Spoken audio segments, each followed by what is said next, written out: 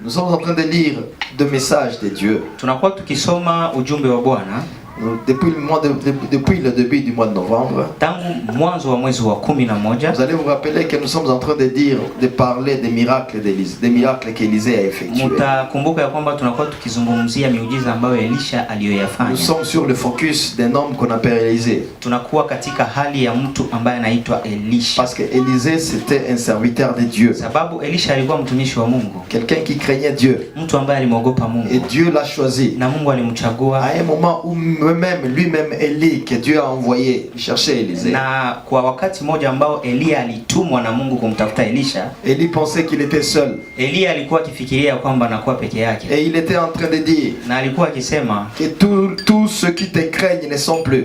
Na alikuwa akisema ya kwamba wote ambao wanakuogopa hawapo. Et je suis resté moi-même. Na nimebaki peke yangu. Dieu lui a dit qui t'a dit. Lakini Mungu akamwambia ni nani alikwambia? J'ai encore 17 000 dans cette qui ne sont jamais fléchis devant Baal. 17 ambao wanashuka mbele zangu. Parce que Dieu savait. Sababu Mungu alijua qu'il y avait encore un reste dans la nation. Ya kwamba kulikuwa pia mabaki katika taifa. Il y avait un reste que Dieu a élevé. Kulikuwa baki ambao Bwana aliinua. Ceux-là qui craignaient Dieu. Wale ambao walimwogopa Mungu. Et c'est pourquoi je vais te dire. Ndio maana nitakwambia. Malgré les difficultés. Japokuwa shida. Malgré les problèmes. Japokuwa magumu. Il y a encore un reste dans ce pays. Unakuwa baki katika nchi. Dis encore à ton ami à côté, il y a encore un reste dans ce pays. Unakuwa baki katika nchi hii. Tous ne sont pas entrés dans la sorcellerie. Wote hawakuingia katika ulozi. Tous ne sont pas entrés dans l'empoisonnement. Wote hawakuingia katika kupeana sumu. Il y a encore un reste dans ce pays. Kunakuwa wale mabaki katika nchi. Kama uko na mikono sema amen. Bien-aimé, ndugu mpendwa, nous avons commencé par le premier miracle d'Élisée. Nous avons parlé du manteau d'Élisée. Tulizungumzia juu ya muujiza wa kwanza wa Elisha na tulisema ya le manteau qu'Élisée a utilisé qui venait d'Élie. Koti ambayo Elisha alitumia aliyoipokea kwa Elia. Nous avons parlé encore de sel dans l'eau. Tulizungumzia tena juu ya chumvi ndani ya maji. Rappelez-vous lorsque nous avons dit que les gens de David l'ont dit à Élisée que comme tu le vois. Mtakumbuka ya kwamba kama vile les gens de la ville, watu wa mji waliambia ni wanani unawaona? Ils ont dit à Élisée. Walimuuliza Elisha. Ils lui ont dit. Wakamwambia, la manière dont tu vois la ville, namna unavyoona mjini, tout semble être bon. Yote inaonekana kuwa vizuri. Mais il y a mort et stérilité. Lakini kunakuwa kifo na kutokuzaa. C'est la raison pour laquelle ndio maana l'Esprit de Dieu me dit depuis ce matin. Roho Bwana ananiambia tangu asubuhi. Il y a quelqu'un qui m'écoute en ce moment. Ya kwamba kunakuwa mtu ambaye ananifuatia. Qui a un problème de kyste. Anakuwa na tatizo ya kyste. Il y a une femme qui a un problème de kyste. Kuna mwanamke mmoja ambaye anakuwa na problème ya kyste. Je veux qu'elle vienne ici devant. Nataka afike hapa si elle est ici, kama iko hapa, si elle nous écoute, kama anatusikiliza, qu'elle prenne sa main sur son kyste, akamate mkono wake na parce qu'il y a ce que Dieu veut faire avec elle. Kuna kitu ambacho Mungu atafanya pamoja naye. Il y a ce que Dieu veut faire avec elle. Kitu ambacho Mungu atafanya pamoja naye. Là un problème de kyste. Anakuwa na tatizo ya tumbo. Depuis ce matin, je pas de paix. Tangu asubuhi hii sina amani. Parce qu'il y a quelque chose que Dieu veut faire. Sababu kunakuwa kitu ambacho Mungu atakifanya kwa ajili yake. Nous allons nous lever, Église de Dieu. Tutasimama kanisa la Bwana, tutasimama. Mets ta main sur ton kyste. Mama, weka mkono wako kwa tumbo. Parce qu'il y a quelque chose de nouveau que Dieu veut faire. Sababu kunakuwa kitu kipi ambacho Bwana atakifanya. Je ne sais pas, toi aussi tu m'attends en ce moment. Sijui labda wewe unanisikiliza mahali ulipo. Et que peut-être tu ne peux pas arriver ici. Na yawezekana hauna namna ya kufika hapa. Je veux seulement que tu mettes ta main sur ton kyste. Nataka tu weke mkono wako kwa tumbo. Père, je te bénis parce que tu es fidèle. Merci Seigneur. Parce que ce que tu dis, tu réalises toujours. Oh Dieu, je demande que tu la touches maintenant. Père, je déverse sur elle l'onction de guérison maintenant. Parce que cela est ta promesse depuis ce matin. Qu'elle ne verra plus jamais. Et que cette prophétie, oh Dieu, se réalisera. Parce que c'est toi qui as dit, oh Dieu, qu'à partir d'aujourd'hui, Seigneur, ce que nous dirons, Père, tu veilleras sur elle, sur cette parole qui est tienne, pour l'accomplir. Au nom de Jésus. Par tes meurtrissures, nous avons la guérison. Et nous avons l'assurance éternelle que la guérison est tienne. À partir de maintenant, au nom de Jésus. Amen. Amen. Que Dieu te bénisse.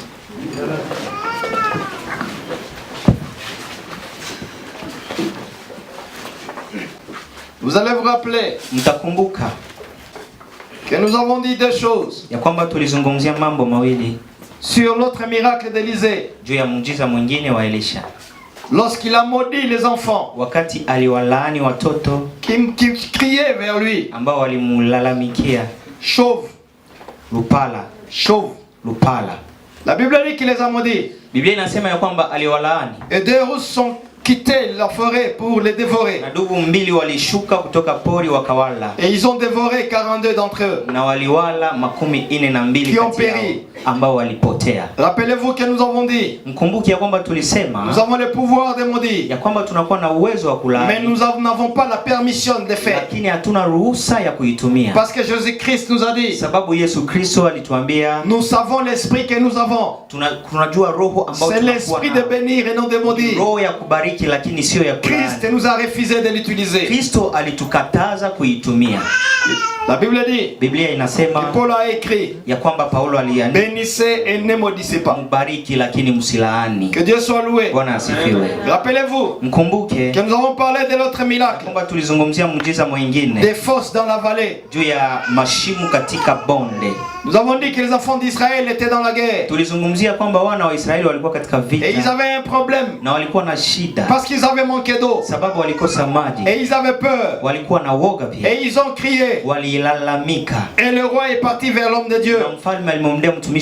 Et l'homme de Dieu, il a dit, créez des forces dans les difficultés dans lesquelles vous êtes. Dans les difficultés dans lesquelles vous êtes, dans lesquelles vous passez maintenant, vous allez voir des fosses, mais ils seront remplis d'eau, parce que l'eau sera la puissance de la parole de Dieu. Rappelez-vous aussi que nous avons dit sur l'autre miracle d'Élisée, sur les vases. Lorsqu'elle est partie sur cette femme, la femme qui est veuve et qui a crié qu'elle n'avait plus rien à manger et que les gens venaient lui faire payer les dettes, et qu'Élisée lui a demandé qu'est-ce que tu avais. Rappelez-vous que nous avons dit qu'Élisée lui a dit, amène tout ce que tu as chez les voisins. Comme vase. Mettez-les à l'intérieur de la maison. Fermez la porte. Et commencez à remplir. Un à un. Et cela te permettra de payer les dettes. Rappelez-vous. Rappelez-vous donc de tout ce que nous étions en train de dire. Aujourd'hui, c'est un autre jour où nous parlons de Naaman. C'est l'histoire, je crois, le plus connue par tous ceux-là qui ont fréquenté l'église de Dieu. Nous avons parlé d'Aman. Nous avons parlé d'Aman encore une fois.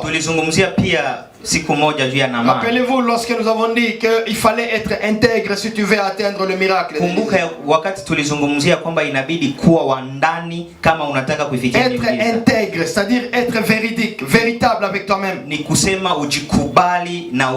Lorsque Dieu te dit ne prends pas, il ne faut pas prendre parce que tout simplement tu vois, tu as envie de prendre. Non, il faut avoir de la personnalité. Si tu veux atteindre un processus de miracle, il faut avoir ta propre personnalité. Dans les cas contraires, tu vas tomber et tu vas tout perdre. Rappelez-vous, c'était au mois de juillet qu'on a parlé de ça. Est-ce que vous êtes avec moi? Lève la main et dis Amen. Nous allons lire la Bible. Tutasoma Biblia. Nous allons lire Tutasoma dans 2 Rois, katika Wafalme wa Pili, dans son chapitre 5. sura yake ya 5. Nous allons demander à Kanga de nous le lire. Tutaomba mtumishi Kanga kutusomea. Wafalme wa Pili sura 5. Commence par le premier verset. Tunasoma katika jina la Yesu. Amen. Wafalme wa Pili sura 5 mstari wa kwanza.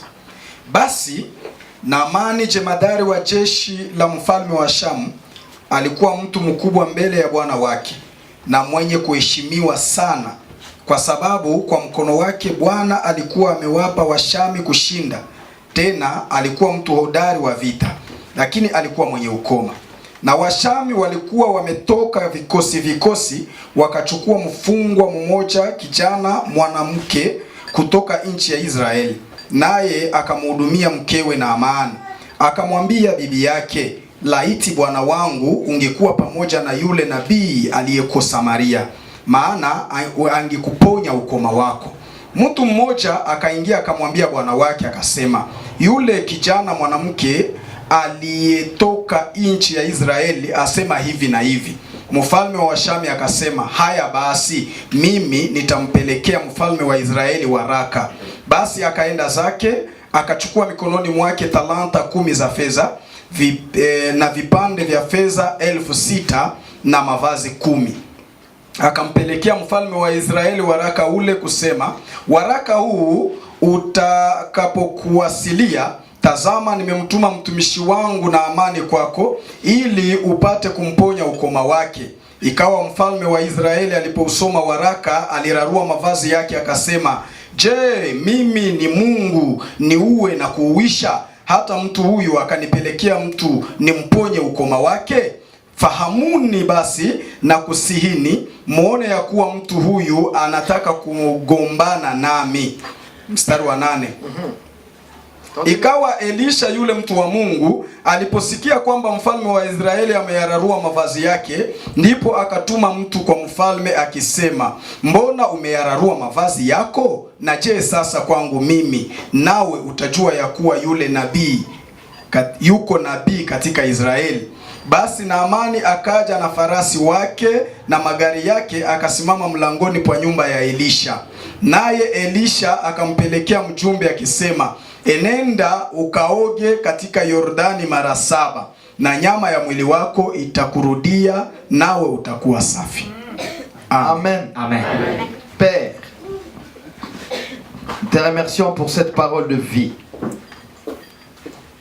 Nous te disons, Seigneur, qu'aujourd'hui c'est un nouveau jour, un jour de miracle pour nous. Merci parce que nous avons l'assurance que tu le réaliseras au nom de Jésus. Amen. Amen. Bien-aimé, Ndugu mpendwa, l'histoire c'est l'histoire de Naaman. historia ni ya Naamani. Si vous le savez, Kama mnaijua, comme la Bible le dit, kama vile Biblia inashuhudia, Naaman c'était un homme fort et vaillant. Naamani alikuwa mtu mkamilifu. C'est quelqu'un qui a gagné des guerres. Ambaye alikuwa akishinda C'est vita. quelqu'un qui a résisté. Ni mtu ambaye alikuwa anapigana C'est kabisa. quelqu'un qui était là Ni mtu ambaye alikuwa pale. avec de grands avenirs devant lui. Pamoja na siku nzuri. Il a fait de grandes choses. Alifanya mambo makubwa sana. Pourquoi? Sababu gani? Parce qu'il a gagné des guerres. Sababu alishinda vita. Comme toi. Kama wewe Tu as gagné. ulishinda. Parce que tu vis. Sababu unaishi. Parce que tu es là. Sababu uko pale. Ils sont plusieurs qui sont morts devant de toi. Kuna wengi ambao walikufa mbele yako. Ils sont plusieurs qui sont morts à côté de toi. Kuna wengi ambao walifariki walikuwa karibu yako. Et toi tu as résisté. Lakini wewe uko tu. Et toi tu vis. Na wewe Et toi tu unaishi. existes. Na wewe unaishi. Et toi tu es là. Na wewe uko pale. Mais au-dedans de toi, Lakini ndani yako il y a quelque chose qui ne marche pas. kunakuwa kitu ambacho hakitembei. Au-dedans de toi, Ndani mwako il y a un secret qui se trouve à unakuwa siri l'intérieur. ambayo inabaki humo Et chaque ndani. jour lorsque tu rentres, Na kila siku tu unaporudi dis Seigneur, unasema Baba, pourquoi moi? sababu gani mimi? Pourquoi je vis ça? Ni sababu ninaishi Pourquoi je haya. passe dans ça? Sababu gani nayapitia haya? Oui, tu t'habilles très bien. Ndiyo, unavaa Et vizuri tu parais. na unaonekana Et tout le vizuri monde te voit. na kila mtu Et il anakuona dit ça, na c'est un wanasema monsieur. kweli huyu ni Ça, c'est une mtu, dame. huyu kweli ni Mais mwanamke. lorsque tu rentres à la maison, Lakini unaporudi tu t'assois nyumbani toi-même. unaketi Il y a peke quelque yako, chose à l'intérieur unakuwa kitu ndani qui dit, mwako Seigneur, na unasema pourquoi Baba, je suis ici? sababu gani niko hivi? Pourquoi je suis dans ce pays? Sababu gani nakuwa katika nchi Pourquoi je hii? vis ce que je Sababu vis? ninaishi, sababu Il y a gani naishi pas hii? d'avenir. Hauna maisha ya tout kesho. moment, kila saa. Tu t'attends la mort. Unachungia tu kufa. Bien-aimé. Ndugu mpendwa. Un lépreux. Mkoma mmoja. Oh, un lépreux. Mkoma mmoja. Tu l'es sans le savoir. Unakuwa mkoma bila kujua. Oh mon Dieu. Si tu veux comprendre quelque chose dans kama ça, unataka kuelewa kitu ndani ya hii neno, prends seulement une décision pour aller quelque part. Kamata tu decision ya kwenda fasi fulani. Tu as l'argent. Uko na pesa. Et puis tu dis, na unasema, je vais en Europe. Naenda Ulaya. Qui va t'ouvrir la porte? Ni nani atakufungulia mlango? Tu vas faire toutes les démarches. Utafanya namna yote. Il y a plusieurs même qui ont vendu des maisons. Kuna wengi ambao waliuzisha hata manyumba zao. Mais tout simplement on a dit non. Lakini waliwakatalia wakasema tu deviens lépreux. Wewe unakuwa mkoma. Parce qu'un lépreux, sababu mkoma, c'est quelqu'un qu'on isolait des autres. Ni mtu ambaye wanaweka kando ya wengine. On ne veut pas t'approcher. Hawataki hata kukusogelea. Est-ce que vous me comprenez? Je, mnanielewa? Je dis de l'Europe parce que c'est un exemple probant. Ninaisema kwa Ulaya sababu ni mfano ambao uko hai. Mais ils sont plusieurs. Lakini ni wengi qui ne peuvent pas quitter là où ils sont. Ambao hawezi kutoka mahali waliko. Parce que tout simplement il y a des freins. Sababu kuna kuwa barrière, kuna kuwa kizuizi. Et on sent comme si on n'est pas accepté. Na unajisikia kama vile haukubaliwi. C'est peut-être dans ton clan. La yawezekana ni katika, c'est peut-être dans ta tribu. Ni katika mila yako. C'est peut-être là où tu es dans ta classe. Ni yawezekana ni katika somo lako. Il y a personne qui veut t'approcher. Hakuna mtu ambaye anataka kukusogelea. Tu sens et tu te demandes. Unajisikia na unajiuliza. Qu'est-ce que tu as fait? Nini toi qui es né à l'exemple du Dieu vivant. Wewe ambaye ulizaliwa kwa mfano wa Mungu aliye hai.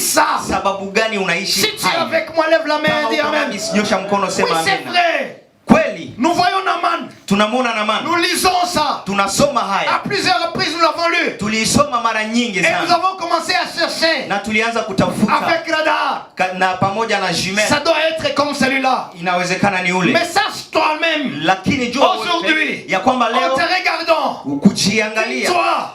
Ujiambie, c'est peut-être moi Naaman. Yawezekana ni mimi Naaman. C'est peut-être moi Naaman. Yawezekana ni mimi Naaman. Qu'est-ce qu'il y a avec moi? Ni nini pamoja na mimi? Chaque jour lorsque tu rentres. Kila siku unaporudi. Tu dis au devant de toi. Unasema mbele yako. J'ai fait une bonne journée. Nilifanya journée nzuri. Mais il y a quelque chose qui est en moi. Lakini kuna kitu ndani mwangu. Je n'ai pas atteint ceci. Sikufikia hii. Je n'ai pas fait ceci. Sikufanya hii. Je ne suis pas parvenu à faire cela. Sikufikia kuitenda hiyo. Ce n'est pas parce que je ne voulais pas. Sio sababu sikuitaka. Mais il y a quelque chose en moi. Lakini kuna kwa kitu ndani mwangu ambayo imezuia makusudi niweze kuifikia. Na ujiangalie peke yako. Ni mimi la yawezekana Naaman. Ni mtu ambaye alikuwa mshujaa. Alishinda vita. Aliweza kuishi. Lakini kitu kimoja ndani mwake. Alikuwa mkoma. Non accepté. Hakukubaliwa. Oh Seigneur. Dis c'est peut-être moi Naaman. Sema yawezekana ni mimi Naaman. À l'intérieur de toi-même. Tu dis mais qu'est-ce qui ne marchait pas? Je ne sais pas la partie de ta vie. Je ne sais pas l'histoire de ta vie. Mais je sais une chose. Que tu as des blocages. Blocages. Des choses qu'il faut. Qu'il y a des lieux où tu veux atteindre. Tu ne peux pas pénétrer. Mais Naaman avait une opportunité. C'est qu'il pouvait arriver chez le roi. Il arrivait chez le roi. Parce que c'était un gagnant. Parce que c'était quelqu'un qui existait. Parce que c'est quelqu'un qui avait la vie. Il avait la vigueur. Il pouvait arriver chez le roi. Comme toi aussi. Parce que tu vis.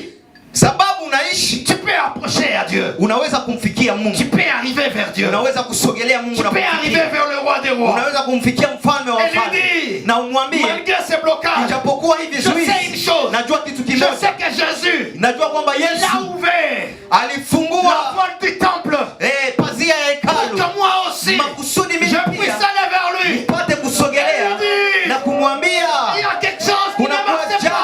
Si tu es avec moi, lève la main.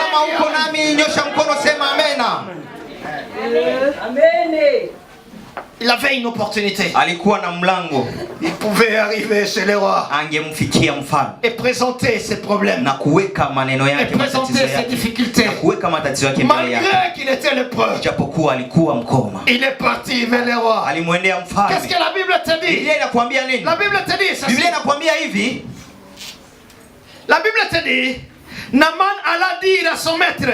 Naamani akaenda kumwambia bwana wake. C'est lui qui est parti, il dit. Ni yeye alimuendea. C'est ça que tu fais lorsque tu es à genoux. Ndio unayoyafanya wakati unakuwa kwa magoti. Qui est ton maître? Ni nani bwana wako? Qui est ton maître, frère? Ni nani bwana wako ndugu yangu? Qui est ton maître? Ni nani bwana wako? C'est le Dieu tout-puissant. Ni Mungu aliye hai. Ce n'est pas une personne humaine. Sio mtu mwanadamu. C'est vers lui que tu vas. Ni mbele yake C'est vers lui que tu présentes. Ni kwake Et tu unaweka. présentes tes doléances. Na unaweka maombezi yako. Na unamwambia. Voilà ce qu'il y a. Naona sasa mambo Voilà ambayo le fait que je vis. Tazama ninayoyaishi. Voilà c'est dans quoi je passe. Tazama namna gani Tu ninavyopitia. expliques à ton maître. Unamwambia bwana wako. Malgré le frein que tu as. Ijapokuwa matatizo Le ambayo uko peuple ne nayo. t'approche pas peut-être. Watu labda Les hawakusogelea. gens n'acceptent pas de t'ouvrir leur Watu porte. hawafurahie kukufungulia Mais tu as un mlango. maître à qui tu Lakini vas. unakuwa na bwana wako ambaye Et tu vas lui unamwendea dire. na utamwambia, Lui exposer. Qu'est-ce utamuonesha qu'il lui a dit? ni nini alisema. Qu'est-ce qu'il lui a dit? Alimwambia Si nini? tu es avec moi, Kama uko nami nyosha mkono, sema amen. Bien-aimé, Ndugu mpendwa, Naaman a dit. Naamani alisema, Il dit ceci. La jeune fille du pays d'Israël. binti wa taifa ya Israeli, Il a parlé de telle et telle manière. alisema hivi na hivi. Le thème aujourd'hui. Mada leo, Qui est ton héros? ni nani shujaa wako? Qui est ton héros? Ni nani shujaa wako? Vous savez, Najua lorsque nous disons qui est ton héros, wakati tunazungumzia nani shujaa wako, le héros c'est la personne qui t'a aidé à être sauvé. shujaa ni mtu ambaye alikusaidia kuokolewa. C'est celui que Dieu a utilisé. Ni yule ambaye Mungu alimtumia. Nous disons souvent pour notre pays, Tunasema kila mara juu ya nchi yetu, nous avons des héros nationaux. tunakuwa na washujaa wa taifa. Pourquoi nous appelons des héros? Sababu gani tunaita washujaa? Parce que lorsqu'il fallait recevoir l'indépendance, Ni sababu mbele tupate ce independence, sont eux qui se sont battus. ni wao walipigana juu Ils ya se uhuru. sont battus sérieusement. Walipigana kweli kweli, Jusqu'au point où kwa makusudi. ils ont même perdu leur vie. Walipoteza hata maisha yao Que nous, makusudi sisi nous puissions être libres, tupate uhuru, indépendants. tukue na uhuru. Même si moi je dis toujours c'est indépendant entre guillemets aujourd'hui. Hata kama mimi naisema uhuru wa Et nous les appellerons des héros. na tunawaita wa. Nous voyons les personnes comme les Lumumba, Tunawaona watu kama les Lumumba, Kasavubu. Joseph Kasavubu. Mais ils sont aussi plusieurs. Lakini wanakuwa wengi Des pia héros dans l'ombre. ambao wanakuwa mashujaa ambao hawajionyeshi, Qu'on ne connaît pas. ambao hatuwajui. La Bible dit ceci. Biblia inasema hivi, La jeune fille. binti mdogo, On ne connaît même pas son nom. hatujui hata jina La yake. Bible ne dit même pas son nom. Biblia haisemi hata jina La yake. Bible parlait des grandes personnes. Biblia inasema juu ya watu kubwa, wanasema Lorsque wanamke la Bible wakubwa. te dit Esther, Wakati Biblia inakwambia juu ya Esther, c'est-à-dire tu comprends. ni kusema unaelewa. C'est un héros pour les enfants de Dieu. Ni kusema ni shujaa wa Mungu Il juu ya était watoto wa héros pour Mungu. les enfants d'Israël. Na alikuwa pia shujaa juu ya wana wa Et Israeli. on reconnaît son nom. Na wanajua jina yake. Mais cette fille-là, Lakini huyu il binti, n'y a même personne qui parle de son nom. hakuna mwenye anazungumzia jina yake. On dit seulement une jeune fille. Wanasema tu binti mdogo. Mais elle, Lakini yeye c'est le héros de Naaman. alikuwa shujaa wa Naamani. Qui est ton héros à Ni toi? nani shujaa wako? Ce héros-là, Huyo shujaa c'est celui qui te représente. ni huyo ambaye Et tu as envie anakusogeza de lui ressembler. na unakuwa na hali ya Parce qu'elle kumfanana, t'a aidé. sababu alikusaidia. La Bible dit, Biblia elle inasema vient d'Israël. alitokea Israeli, C'était un héros. alikuwa Mais la shujaa, parole qu'elle a dit, lakini neno ambayo cette alisema jeune fille ni huyo binti mdogo qui était captive, ambaye alikuwa amekamatika kama vile mtumwa, négligée, alikuwa na zarauliwa, dont personne ne connaissait, hakuna ambaye alimjua, à qui on pouvait tuer, bangemuua hata, elle ne valait rien. na hakuna kitu ambayo ingefanyika. Ils sont plusieurs à côté de toi. Wanakuwa wengi karibu yako, Tu les vois dans Lourdes. unawaona, Tu les vois partout. unawaona nafasi C'est yote. peut-être eux que Dieu a envoyés pour toi. Yawezekana ni hao Mungu aliwatuma juu Mais dans yako, la plupart des temps, lakini wakati tu mwingi les négliges. unawadharau, Tu les tues même. unawaua Tu les hata, jettes. unawatupa, Pourtant, japokuwa Dieu les a envoyés Mungu aliwatuma pour que toi, makusudi tu wewe puisses recevoir la vie. upate kupata maisha, Que tu sois élevé. upate kuinuliwa. Laisse-moi te dire une histoire. Frère. Wacha nikwambie historia ndugu. Amen. Il y avait une famille Kunakuwa jamaa moja qui prospérait. ambayo ilikuwa inaendelea kabisa. Ils avaient une petite fille walikuwa na binti mdogo qu'ils avaient amenée du village. ambao walimtosha, Une fille qui avait perdu ses parents dans la guerre. binti ambaye alipoteza wazazi wake katika vita. Et cette fille là, Na huyo binti ils ont voulu l'amener à la maison walitaka kumleta pour qu'il nyumbani les aide à pouvoir garder les enfants. makusudi awasaidie kuchunga watoto. Mais en même temps qu'il les aidait, Lakini wakati alikuwa c'était kuwasaidia, un couple qui priait Dieu, ilikuwa couple ambao ilikuwa qui kiomba, craignait Dieu. iliogopa Mungu. Et chaque jour, Na kila siku ils avaient l'envie de pouvoir aussi élever la fille. na walitaka wamuinue huyo binti. Ils voulaient faire quelque chose de bon pour la fille. Walitaka wamtendee mema. Malgré le fait qu'elle gardait les enfants à la maison, Ijapokuwa alikuwa akiwalinda cette watoto famille nyumbani. envoyait la fille à l'école Hiyo jamaa ilimtuma huyo binti kwa afin shule qu'elle puisse apprendre aussi. makusudi aweze kusoma Et pia. la fille aussi allait de l'avant. Na binti aliendelea Et mbele la famille prospérait. na jamaa iliendelea nayo Et ils mbele, priaient. na walikuwa Ils wakiomba, craignaient Dieu. waliogopa Mungu. Mais il y a un moment Lakini ilifikia où wakati Dieu a élevé cette famille. ambayo Mungu akainua jamaa hiyo. Lorsque Dieu a élevé la famille, Wakati Mungu aliinua la jamaa, dame dans la maison mwanamke ndani ya a nyumba commencé à sentir le mal pour la petite fille. akaanza kusikia wivu juu ya binti mdogo. Elle a commencé à gêner le mari Akaanza kumsumbua mumewe, pour dire, akamwambia cette fille ne va pas aussi huyu binti hata hériter avec mes enfants dans la maison. hatarithi pamoja na Ça watoto ne marche katika pas. jamaa. Haitembei Ce n'est vizuri, pas normal. sio vizuri, Elle n'est pas de chez moi. haiko wa kwetu. Ils allaient en prière. Walienda katika Ils maombi, craignaient Dieu. waliogopa Mungu. Et une fois, Na siku moja Dieu était en train de les révéler beaucoup de choses. Mungu alikuwa akiwafunulia mambo mengi Et tout se partageait normalement. na walikuwa wakizungumzia Mais à un kama certain kawaida. moment, Lakini kwa siku La moja dame a dit, mwanamke c'est akasema assez. inapita. D'ailleurs, elle commence à beaucoup manger. Kwanza anaanza kula mingi Et sana elle commence aussi na à aller très loin, anaanza endelea mbele. à devenir orgueilleuse vis-à-vis de moi. Kwanza anaanza kuwa na kiburi mbele yangu. Vous savez ce qui arrive Unajua nini lorsque ilifikia? la jeune fille commence à avoir 14-15 ans? Wakati binti anaanza kupata miaka 14, 15. Sababu gani? Parce que cet âge-là Sababu hiyo miaka l'oblige aussi à sentir qu'elle est devenue aussi une femme. inamoblige ajisikie kama anakuwa C'est tout à mwanamke. fait normal Ni kawaida qu'elle puisse de moment de temps à autre faire les gros dos. ya kwamba aanze naye kujishimama hapo kidogo. Pourquoi? Sababu gani? Parce que dans la psychologie, Sababu katika psikolojia il est étudié que lorsqu'elle commence à avoir cet âge-là, inafundishwa ya kwamba wakati anakuwa na miaka hiyo elle commence aussi à sentir qu'elle peut être responsable pour avoir aussi des enfants. anaanza jisikia kwamba anaweza hata kupata pia Et c'est mtoto. normal qu'elle puisse faire les gros dos vis-à-vis de sa mère. Na ni kama kawaida kufanya kiburi kidogo mbele ya mama Et yake. il y a beaucoup de mères qui ne supportent Na pas ça. kuna kwa mama wengi ambao Et hawaisupport. cette dame-là Na huyo ne mwanamke supportait plus ça. hakuichukulia ile. Elle a chassé la fille. Akamfukuza mwanamke. Lorsqu'elle a chassé la fille, Alipomfukuza binti, elle n'avait pas une idée. Cette fille. ilikuwa juu ya binti mdogo. Lorsqu'elle a chassé la fille, Wakati walimfukuza binti, le mari a perdu le travail. bwana wake akapoteza kazi. Une voiture part. Gari Une ikapotea. deuxième voiture part. Gari ya pili On commence ikapotea. à vendre des affaires de la maison. Wakaanza uzisha vitu ndani ya nyumba. Et il continue toujours à prier. Na wakaendelea shatu maombi. Et Dieu révèle. Na Mungu akafunua Un jour, siku moja. il dit, Akasema, votre bénédiction, baraka yenu tout ce que vous avez, yote ambayo mnakuwa nayo dépend de la fille que vous avez ilikuwa chassée. inatokana na huyo binti ambayo Parce que mlimfukuza. c'est à cause d'elle Sababu ni kwa sababu que moi je yake t'ai donné cette ambayo chose. mimi nilikupatia yale Que ambayo moi je ulikuwa vous ai nayo. élevé.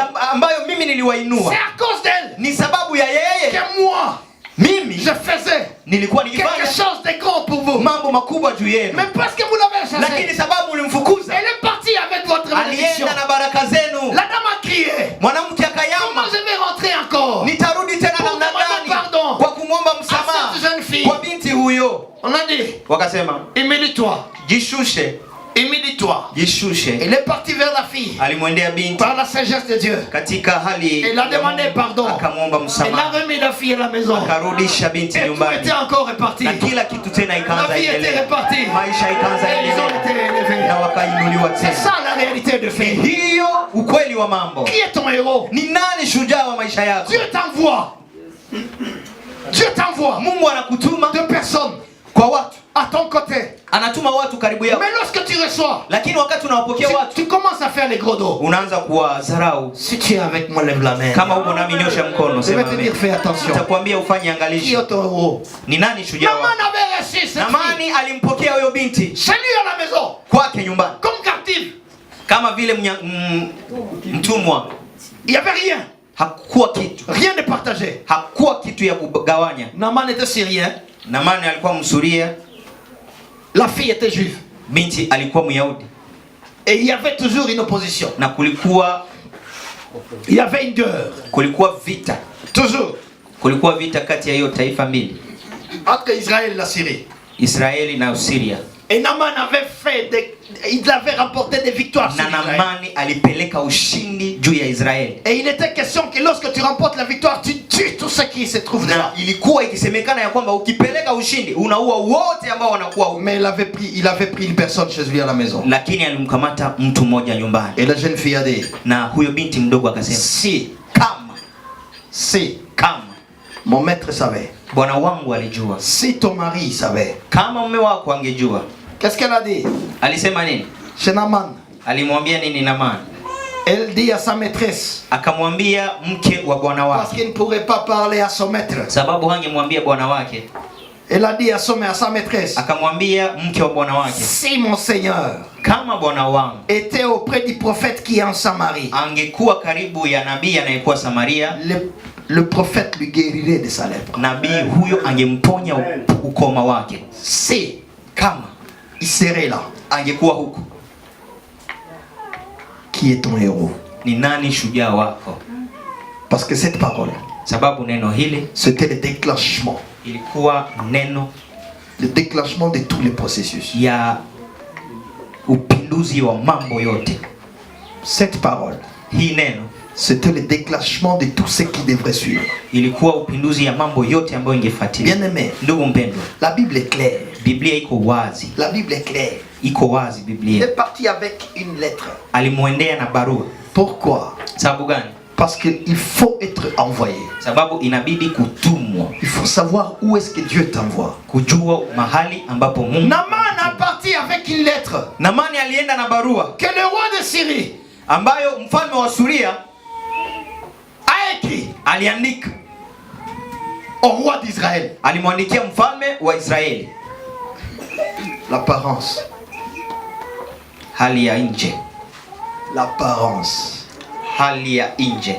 Dans la plupart des cas, wakati fulani fulani, nous voulons voir l'apparence. Tunatakaka tuone hali ya nje. Et il nous trompe. Na hiyo hali inatudanganya. Et il nous dévie. Na inatupoteza. Et il nous dévie des lieux. Inatupoteza njia. Et il nous dévie des faits. Inatupoteza katika hali. Vous savez frère, na mnajua ndugu, l'apparence aujourd'hui dans l'église, hali ya nje katika makanisa, fait que tu puisses voir, inataka uone le conducteur avec une grande robe. Uone yule anayeongoza na kanzu kubwa. Et là tu dis ah, na pale unasema Alléluia. Amen. Ta confiance réside dans cette apparence. Uaminifu wako unabaki katika hiyo hali ya nje. Mais je vais te dire une chose. Lakini nitakwambia jambo moja. Elle est toujours trompeuse. Inadanganya. Hali ya nje mara kwa mara yanadanganya. L'apparence. Hali ya nje. Parce que le roi a écrit au roi. Sababu mfalme alimwandikia mwenzake mfalme. Il est parti, Naaman est parti. Na Naamani alienda. Qu'est-ce que le roi a dit? Mfalme alisema nini? Le roi a dit il y a une chose qui arrive ici. Kuna kuwa kitu ambayo inanifikia hapa. Il y a quelque chose qui arrive. Kuna kuwa kitu ambayo inanifikia. Le roi a dit ceci. Mfalme alisema hivi. Dans son verset 7. Katika sura yake ya 16. Suis un Dieu. Mstari wa 16. Pour faire mourir et pour faire vivre. Mimi ni Mungu kwa kuua na kwa kuleta uzima. Qui s'adresse à moi.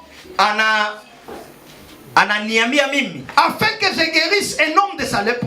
Makusudi niweze kumponya mtu wa ukoma. Il commence lamentation. Sachez donc. Anaanza kujisemesha. Et comprenez. Mjue qu'il cherche une occasion de dispute avec moi. Ya kwamba anatafuta njia ya vita pamoja nami.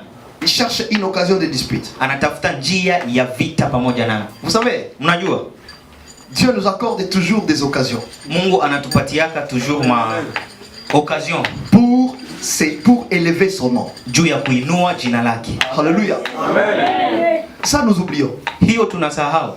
Dieu nous accorde toujours des occasions. Bwana anatupatia toujours njia. Nous cherchons des occasions. Tunatafuta njia. Ce n'est pas nous qui le voulons, mais c'est lui. Si tunataka, lakini ni yeye. Pour élever son nom. Kwa kuinua jina lake. La Bible te dit ceci. Biblia inakwambia hivi ndugu. Dans le livre de Juges. Katika kitabu cha Waamuzi.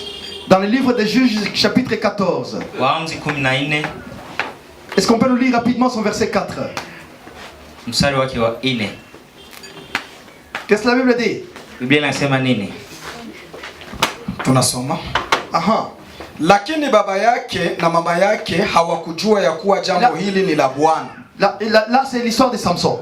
Samson veut épouser une fille de Philistin. Pale ni historia ya Samsoni, alitaka kumuoa binti Mfilisti. Elle veut épouser une fille. Alitaka kumuoa Mfilisti. Et ses parents refusent. Na wazazi wa Samsoni wakakataa. Ses parents font tout pour que Samson ne puisse pas épouser. Wazazi wake wakafanya yote makusudi Samsoni asimuoe binti. Ils ont empêché par tous les moyens. Walifanya yao yote. Mais qu'est-ce que la Bible dit? Lakini Biblia inasema nini? Lakini baba yake na mama yake hawakujua ya kuwa jambo hili ni la Bwana. Ils savaient pas que c'était de Dieu. Maana alitaka kisa juu ya Wafilisti. Basi wakati ule Wafilisti walikuwa wakiwatawala Israeli. Hallelujah. Amen. Dieu veut, Bwana anataka sauver Israël. kuokoa Israeli. Et il veut utiliser Samson. Na anataka amtumie Samsoni. Et Samson dit, Na Samsoni anasema, moi je vais épouser une Philistin. mimi nitamtumia Mfilisti. Je vais l'épouser. Nitamuoa. Mais il y a un blocage. Lakini kunakuwa Ses parents refusent. wazazi wake Il lui wanakataa. dit, est-ce que tu crois est-ce que vraiment il manque de fils? Wazazi wakamwambia, je, unakosa wa binti? Eux ne savaient pas Wazazi hao hawakujua que Dieu ya kwamba Mungu voulait alitaka élever son nom kuinua jina lake par Samson. kupitia Samson. Et ils ont refusé. Na walikataa.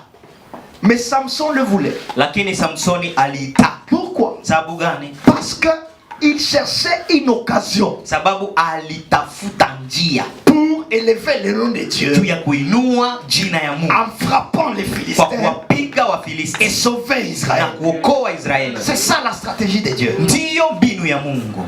Vous savez frère, Mnajua ndugu, souvent mara kwa mara lorsque Dieu fait ces choses-là, wakati Mungu anapofanya mambo hayo, il t'envoie dans les camps ennemis. anakutuma katika kambi ya wa enemy. Tu refuses.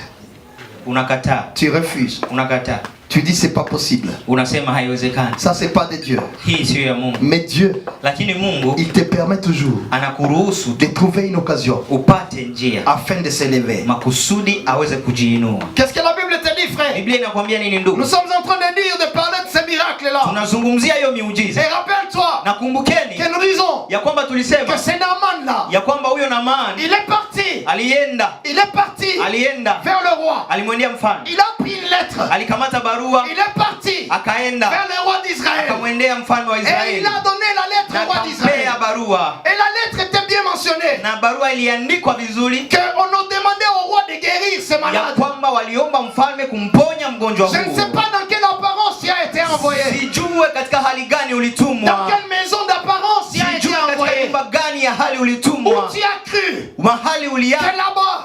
Uliwaza ya kwamba tu seras sauvé. Pale utaokolewa. Et arrivé. Na kufika. À atteindre la perfection de Dieu. Hiyo miujiza ya Mungu. Mais voilà qu'une occasion arrive. Lakini tazama njia inafika. Une opportunité arrive. Mlango unafunguliwa. Parce que l'homme de Dieu va entendre. Sababu mtumishi wa Mungu atasikia. Il va apprendre la nouvelle. Atasikia ujumbe. Il va demander. Atauliza. Laisse-lui venir ici. Mwache akuye huku. On t'a pas reçu. Hawakupokea. Dans beaucoup de lieux. Katika mahali fulani. Mais il y a un lieu où te dit. Lakini kuna nafasi ambapo wanakwambia kuya hapa. Ce n'est pas pour rien. Haiko kwa bure. Que Dieu t'y enverse. Sio kwa bure. Si tu as avec moi le ce n'est pas pour rien. Sio kwa bure. Parce que Dieu a préparé toutes choses. Sababu Mungu aliandaa mambo yote kwa kuinua jina lake. C'est ça Dieu. Ni hiyo. Il connaît ta maladie. Anajua ugonjwa wako. Il connaît ton problème. Anajua shida yako. Et il t'a envoyé. Na amekutumia. Une voie au devant. Mlango mbele yako. C'est pourquoi lorsqu'ils sont arrivés. Ndio maana wakati walipofika. Ils sont partis vers l'homme de Dieu. Walimwendea mtumishi wa Mungu. Et ils s'attendaient à des grandes choses. Walikuwa wakisubiria mambo makubwa sana. Biblia inakwambia nini?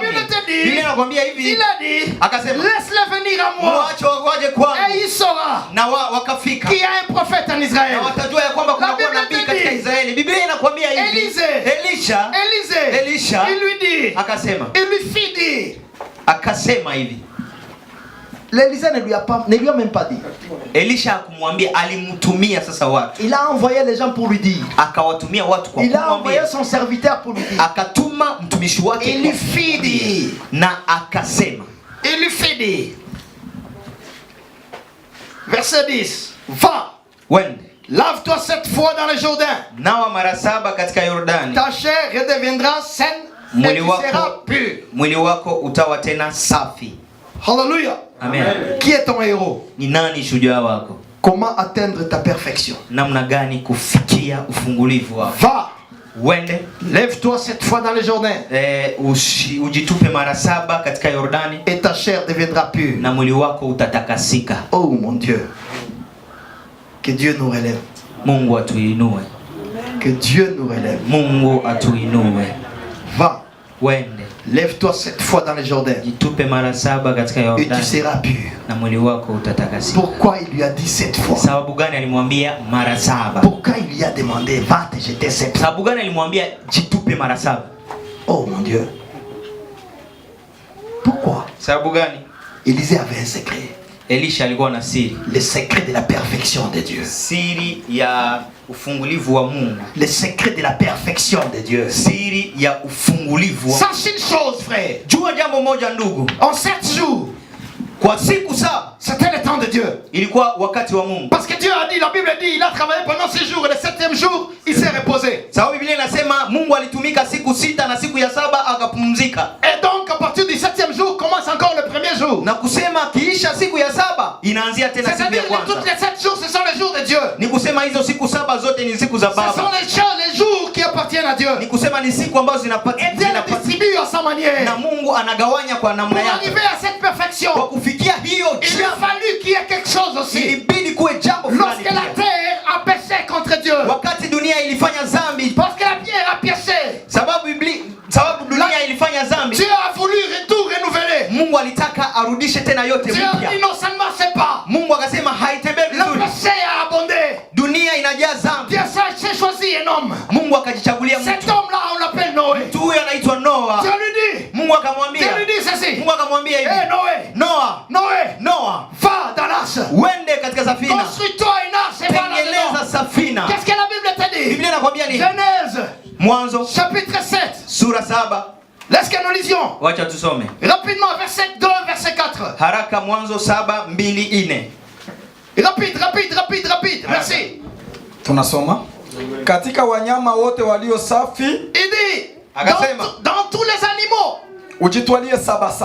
Il dit dans tous les animaux qui sont purs, prends 7. Akasema katika nyama zote ambazo zilizo safi ujichukulie 7. Mume na mke. Aha. Na katika wanyama wasio safi wawili mume na mke. Aha. Tena katika ndege za angani 7 mume na mke. Aha. Ili kuhifadhi uhai mbegu juu ya uso wa nchi yote. Kwa maana baada ya siku 7 nitainyeshesha dunia mvua siku 40 mchana na usiku. Hallelujah. Amen. Qu'est-ce que la Bible te dit, frère? Biblia inakwambia nini ndugu? La Bible te dit. Biblia inasema, Dieu dit à Noé. Mungu akamwambia Noa, prends 7 animaux impurs. Kamata nyama 7 takatifu. 7 animaux purs. Nyama 7 ambazo zinatakaswa. Pourquoi? Sababu gani? Parce que dans la pureté on atteint la perfection. Sababu katika utakaso tunafikia ufungulivu. Il puisse prendre de chaque espèce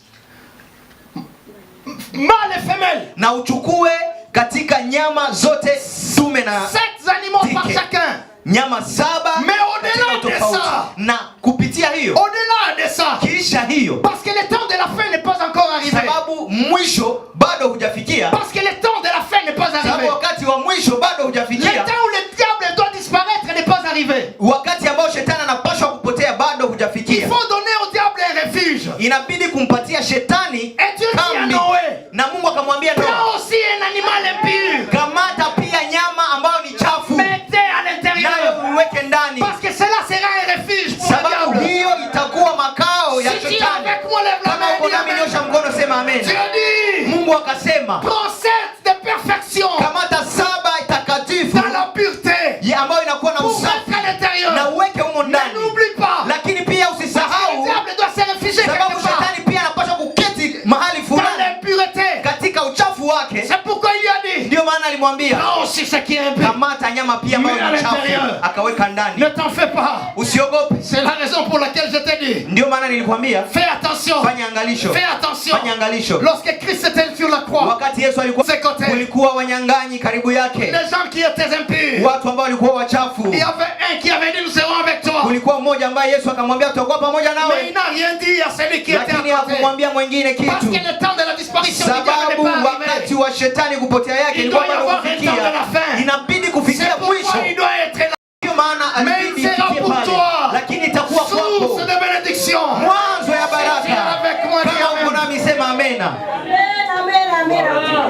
Dieu est merveilleux, bien-aimé. Bwana ni mwema ndugu mpendwa. Il lui a dit, Mungu akamwambia, mettez 7.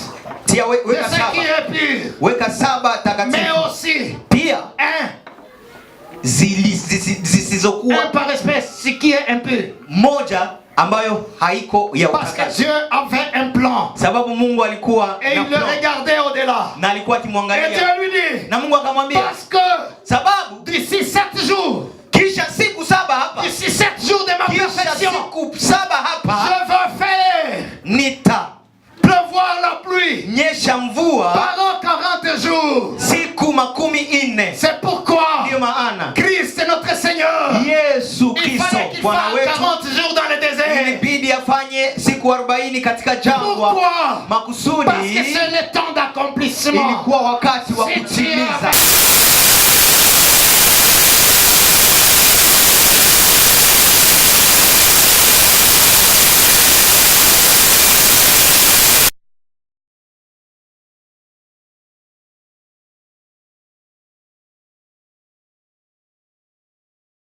Dans Ujitupe le Jourdain. katika Yordani 7 fois. mara 7. 7 fois. Mara 7 Dans le Jourdain. katika Parce Yordani. que c'est là la perfection Sababu de ni Dieu. pale ufungulivu wa Si tu es Mungu. avec moi, dis Kama uko amen. nami sema amen. Si tu es avec moi, dis Kama uko amen. nami sema amen. Il est Dieu.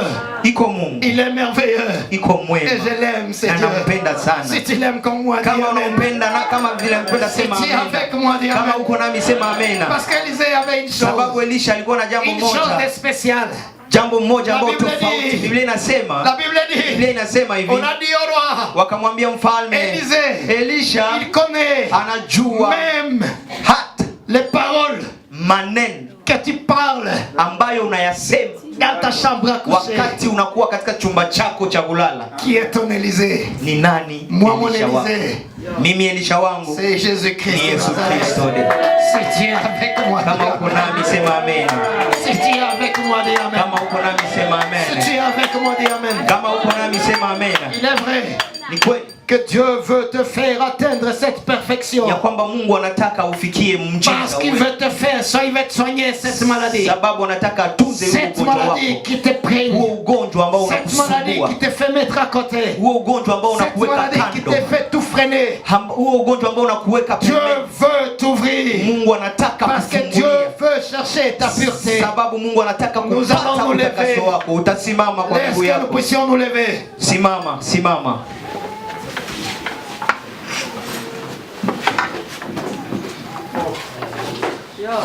Sache une chose, frère. Jua kitu kimoja ndugu. Lorsqu'Élisée est parti vers le petit garçon, Wakati Elisha alimwendea De la mtoto tsunamite. kijana ambaye alikuwa msunami. rappelle-toi de ce que nous avons dit la semaine passée. Kumbuka yale tulizungumzia juma Lorsqu'il est iliyopita. parti vers le petit garçon de la tsunamite, Wakati alimwendea kijana mdogo la Bible msunami. te dit Biblia ceci, inakwambia que hivi le petit garçon a éternué cette fois. ya kwamba huyo mtoto alichafia mara 7 Et on sentait que c'était ça la vie qui lui était na revenue. wakasikia kwamba ni uzima umemjia tena. Pourquoi? Sababu gani? Parce que cette perfection était arrivée. Sababu hiyo mjiza Et ilikuwa aujourd'hui kwake. encore, Na frère, leo tena ndugu, Dieu veut Mungu anataka aujourd'hui dans ta vie ya kwamba leo katika que maisha tu yako te jettes cette fois ujitupe mara dans 7 le Jourdain. katika Yordani. Dieu veut Mungu anataka ouvrir une voie pour toi fungua mlango juu dans yako ta vie. katika maisha Parce yako, qu'il veut créer quelque chose de sababu nouveau. anataka kufanya kitu Il veut kipya. ouvrir ce qui était Anataka fermé. kufungua yale ambayo Il yalifungwa. veut te faire sortir de cette captivité. Anataka kutoe katika Je ne sais utumwa pas wako. de ton problème. Sijue ni nini Je ne shida sais yako. pas les conditions dans lesquelles tu passes. Sijue ni hali gani Je ne ambayo sais pas unayaishi. ce que tu es en train de vivre. Sijue ni nini ambayo Mais je unaishi. sais une chose. Lakini najua kitu Il y a kimoja, quelque chose ya que kwamba Dieu veut kunakuwa kitu réaliser. kimoja ambao Bwana Il y a atafanya juu ya quelque maisha chose yako. que Dieu veut Kunakuwa réaliser. kitu ambacho Il y a Bwana quelque atafanya juu ya chose maisha que Dieu yako. veut réaliser. Kunakuwa jambo Il y a ambalo Bwana quelque chose atafanya de juu ya nouveau maisha que yako. Dieu veut réaliser. Jambo kipi ambayo Qui Bwana t'avait atafanya juu ya maisha fermé. yako, ambayo Qui ilifungwa, t'avait fermé. ambayo ilifungwa Je juu ya sais maisha que Dieu yako. veut faire quelque Najua ya kwamba chose. Bwana atafanya Une jambo chose juu ya maisha nouvelle yako, dans ta vie. jambo kipya Je juu ya maisha sais, yako. Najua, je sais, najua, je sais najua que tu vas vers un nouveau ya jour. kwamba utapata Je tena siku sais, mpya leo. je Najua, sais, et tu vas l'obtenir. najua ya kwamba Lève ta main, utaipokea. nous allons prier. Weka mkono wako juu, tutaomba Mungu. Weka mkono juu, Nous tuombe. allons prier.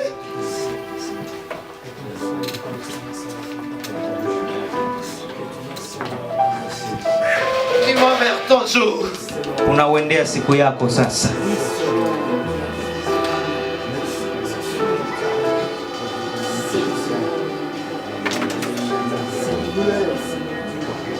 Dieu veut te faire pénétrer dans une dimension de vie. Bwana anataka kukuinua katika hali fulani ya maisha.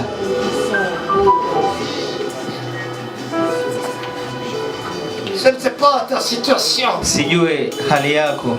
Mais je sais une chose. Lakini najua jambo moja. Qu'il y a quelque chose qui va s'ouvrir pour toi. Kunakuwa kitu ambacho kitafunguliwa juu yako. Kunakuwa kitu kipya ambacho Bwana atafanya juu yako. Ninakuwa na uhakika. Qu'il y a quelque chose de grand. Ya kwamba kunakuwa kitu kubwa sana ambacho Bwana atafanya juu yako. Il y a quelque chose de merveilleux. Kunakuwa kitu nzuri sana que Dieu veut faire pour toi. ambayo Bwana atafanya juu yako. J'ai l'assurance aujourd'hui. Ninakuwa na uhakika leo. J'ai l'assurance. Ninakuwa na uhakika leo. J'ai l'assurance. Ninakuwa na uhakika leo.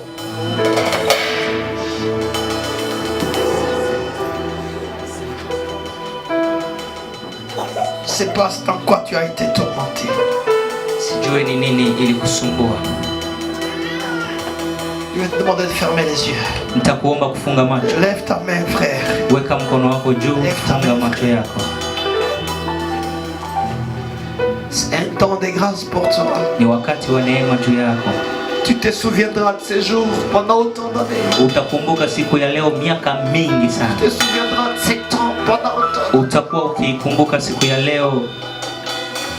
Parce que le temps de la libération est arrivé. Sababu wakati wa uhuru umefika.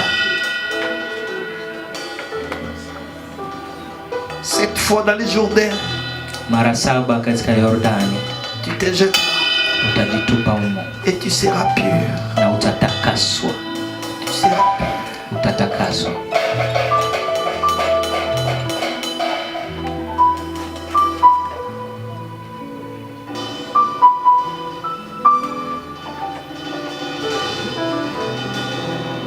Je ne vais pas vous appeler ici devant parce qu'il n'y a pas de place. Sitawaita hapa mbele sababu hakuna nafasi. Mais à ceux-là qui sont malades, qui touchent la partie où ils sont. Lakini wale ambao ni wagonjwa waguse nafasi wanapoumizwa. Et à ceux-là qui ont des fermetures de vie, qu'ils prennent leurs mains, qu'ils placent sur leur cœur. Na wale ambao wanakuwa na vifungo kwa maisha yao waweke mikono yao kwa roho zao. Et à ceux-là qui ne savent plus rien faire pour leur vie, qu'ils puissent mettre leurs mains sur leur tête. Na wale ambao wanashindwa hawana tena lolote la kufanya waweke mikono yao juu ya vichwa vyao. Mais je sais, najua que Dieu ya kwamba Mungu veut quelque chose, anataka qui veut faire quelque chose de nouveau. Anataka kufanya kitu kipya. Nous allons prier. Tutaomba.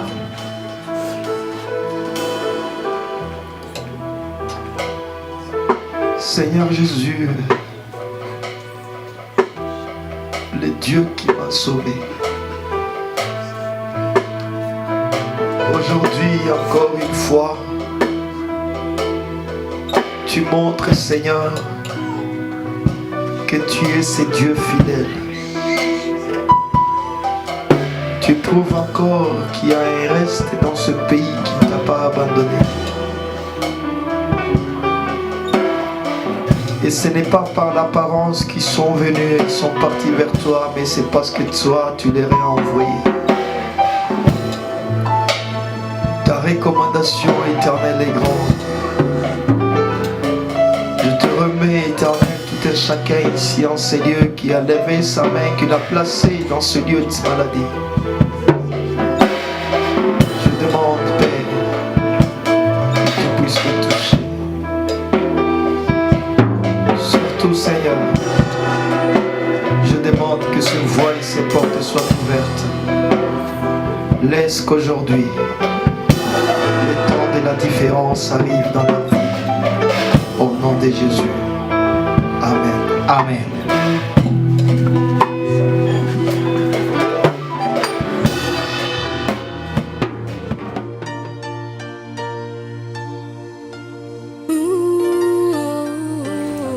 Lorsque nous avons reçu les visiteurs, wakati tuliwapokea wageni, nous avons reçu aussi un qui s'est présenté comme pasteur missionnaire de MRM.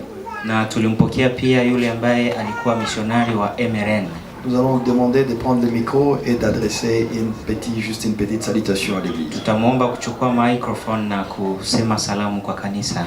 Na shukuru tena Mungu kwa kwa mbele zenu. Vraiment nilikuwa na kila siku niko nasikia hii jina Mode Olivier. Nilipenda tukufika hapa nikasema mahali ambaye watoto wa Mungu wanakusanyika sherti na mimi nikusanyike. Kitu nilipenda kuzungumuza au kuambia taifa la Bwana, Yesu yuaje. Amen. Hii yote tuko tunafanya hapa, maubaguzi, kuchukiana, kutiana sumu, tujue kama Yesu yuaje. Tunaweza kukua leo hapa hatujue kile kitatokea kesho. Lakini kia lazima tutayarishe mioyo. Tuangalie nini Bwana anapenda. Jo kesho au kesho yake atakuja.